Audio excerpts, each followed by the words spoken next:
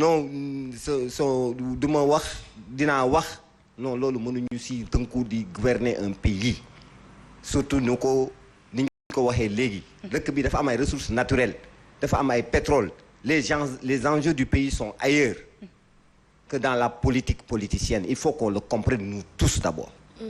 Tous les politiciens. Que ça soit clair dans la tête de tout un chacun. La deuxième chose, c'est que parole dafay am une valeur normative dans une société.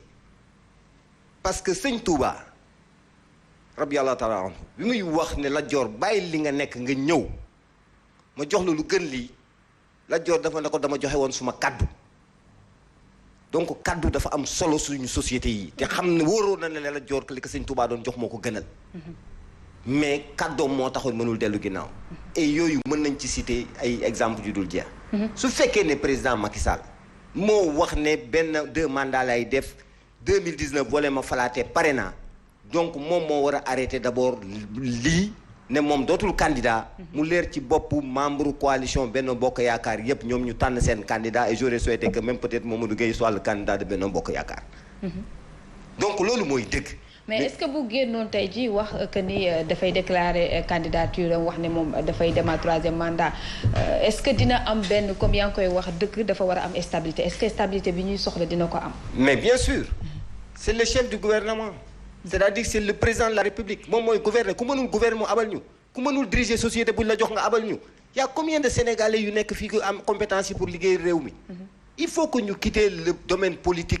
Avec le domaine économique et le domaine administratif il faut que affaire yi jeu yi leer bu dee politique rek ñu wàcc ci terrain bi ñu politique ñu jàmbarloo discuter am contradiction ku nekk indi say idée ku nekk indi say ay proposition ñu avancer mais bu ñu paree ci loolu ba am ku gagné ñu bàyyi ki gagné mu gouverner ñi nga xamante ne gagné ñu dem defaru ji pour ñëw mën a jéem a seet lu ñu mën a gagné ñoom pour mën gouverner maintenant su fekkee ne da nga naan su ma nee bokkuma candidature dëkk bi dafay nekk ci instabilité parce que ministre yi dootuñu liggéey mais kon nga bàyyi suñu réew bu fekkee amatoo poigne pour gouverner à ce niveau-là non da ngay bàyyi suñu réew ñu xam ne yow amatoo poigne boobu nga abal ñu. parce que nag fii personne n'est indispensable il faut que ça soit clair. Senghor li mu def ci réew mi dëkkal ay nit amul benn président bu ko fi def. HLM SICAP Liberté Senghor moo dëkkal ñëpp moo may ñëpp ay titres fonciers. Quel est le président qui a donné tous ces titres fonciers là au Sénégal? Il y en a aucun. Donc ku nekk da nga am période boo fi nekk. am looy def. am looy liggéey dem sa yoon abal keneen beneen sénégalais mu ñëw et moi je dis de façon très claire que la constitution elle est claire nul ne peut avoir plus de 2 mandats présidentiels c'est pas consécutif c'est présidentiel c'est clair. C'est la constitution qui va en décider. Voilà donc c'est ça. Le conseil constitutionnel je vous l'ai dit. Non mais c'est que je dis le conseil constitutionnel allons-y dans le conseil constitutionnel. mais quand moom mooy décider ne le président de la République am na. waaw mais xam nga mais pas ñun su fekkee ci loi la ñu tënk ko en fait. xam nga loi dafa am esprit. quel est l'esprit de cette loi là.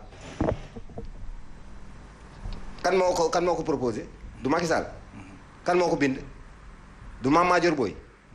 Macky Sall bi mu koy bind lu mu jaay Sénégalais yi 2 mandats 2019 boo ñu falaatee ma jeex donc dans l'esprit du texte 2 mandats yooyu moo si nekk 2019 moo doon 2e mandat ki ko bind.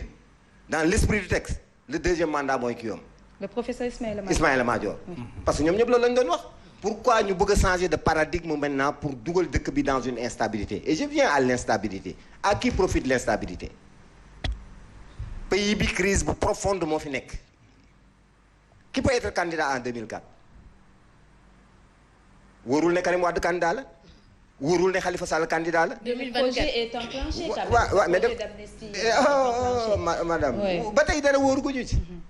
wóorul ne Khalifa Sall candidat la. wóorul ne nu mu tudd. Ousmane Sonko bon ñu ngi layamee ka laam-laamee ba xam ne mën na nekk candidat war nekk candidat wóorul ne Karim candidat la donc instabilité boobu nga instaurer d'abord sur le doute. Donc da ngay mettre pays bi dans une instabilité donc c'est le seul responsable de l'instabilité du pays il n'a qu'à revenir à la raison appeler à l'apaisement au dialogue et à la discussion parce que les questions politiques sont des questions hautement politiques et qui se règlent de façon très politique. D'accord. Alors yaa ngi wax ci kaaw président Macky Sall déjà bi nga gisee mobilisation bi nga xamante ne waa Bennoo def nañ ko yaa ngi koy tooñ tout à l'heure que dañ leen toppandoo mais ndax tiitoo leen un peu parce que mobiliser nañu quand même. xam nga Fatou Abdou man. ñu ngi nuyu Fatou Abdou may Khady Colonel waaw donc Khady Colonel man damay sant yàlla. Ce que j'ai vu Ablaye Wade rassembler en 1988 alors que j'étais un acteur de 88 je n'ai jamais vu quelqu'un le rassembler. Personne dans ce pays-là depuis que la politique est politique. En 1988 mais ça n'a pas fait qu'Ablaye Wade ait été vainqueur de ces élections-là. La furie des masses là. On peut le dire aussi à Ousmane Sonko. La furie des masses ne justifie pas être victorieux dans une. Non dama ne furie des masses ñëpp laay wax. D'accord. Furie des masses. gis nga furie des masses politicien bu si appesantiru c'est-à-dire boo demee élection ñu gagne la. D'accord. L'élection se gagne ailleurs. Et par d'autres mécanismes et par d'autres techniques. Alors autre chose ñu ngi wax tout à l'heure président Macky Sall mais yéen au niveau de Yewwi Askan Wi. tey bari na ci ñoo xamante ne ñoo bokk ambition c'est-à-dire ku ci nekk ci ñoom bëgg nga nekk président bokk ci élection en 2024 yi pour nekk président bu ñu demee ba gën a jege ndax ragaloo leen ni ambition yooyu ku ci nekk am mu nekk ambition yoo xamante ne ñoom ñoo ko nduroo du dem ba xaw leen yàqal wala mu effriter un peu coalition bi. waaw mais nag xam nga aussi lu ñu signé ay góor bu ñu àndee tënk kayit signé benn kayit ne kayit gi lii lañ ciy def. bu jotee na ku nekk dem respecter kayit googu parce que la coalition Yewwi Askan Wi bi ñu koy tënk dañ ne woon dañuy ànd élection locale ànd élection législative en présidentielle ku ci nekk mën nga dem bu la neexee nga nekk candidat mais on s'engage à soutenir bu fekkee ne candidat yi benn candidat bu nekkoon Yewwi moo jël deuxième ci élection yi wala dafa war a dem deuxième tour que candidat ñi nekkoon Yewwi yépp nañ dem ànd ak moom gunge ko c'est ce qui a été écrit. C'est ce qui a été signé par tous les leaders de la coalition Yewwi Askan Wi donc ci logique boobu lañ nekk. mais élection présidentielle dafa am une autre réalité.